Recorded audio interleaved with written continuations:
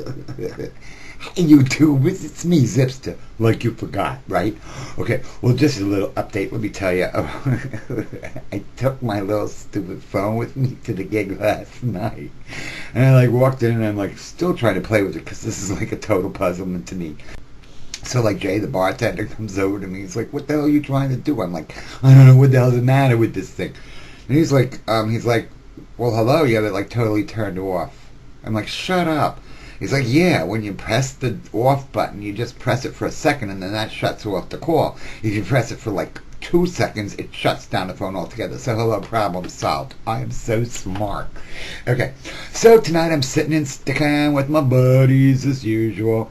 And Ronaldo of San Fran. Yeah, what's his YouTube name? Been Downhearted Baby. That's it. He's like, "Hey man, you know what we need to do? We need to all buy a place to start a big old commune." I'm like, "Hello, I'm so in."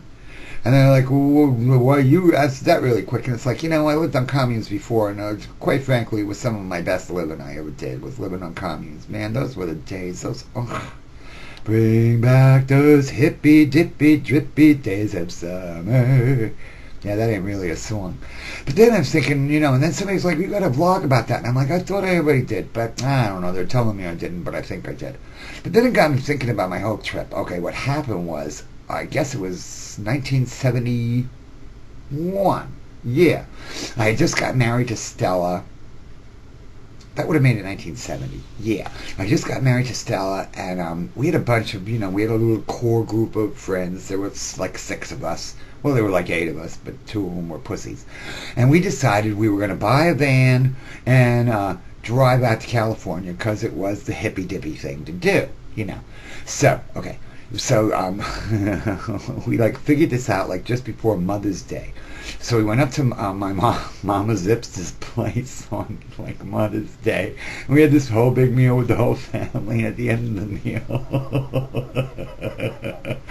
Stella and I decided to drop the bomb, that we're leaving for California. No plan, we're just going to take off and go. Well, let me tell you, you want to see some drama. Mama Zipster, she flung herself on every appliance in that damn kitchen. It was so dramatic.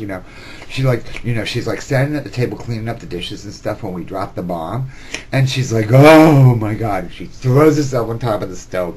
"I can't believe you would say this to me on Mother's Day." Then she gets up from the stove and she throws herself in the sink. "And what are you gonna do for money out there? How could you just do this?" Then she gets up and she's banging her head on the refrigerator. I mean, she was like a wild woman.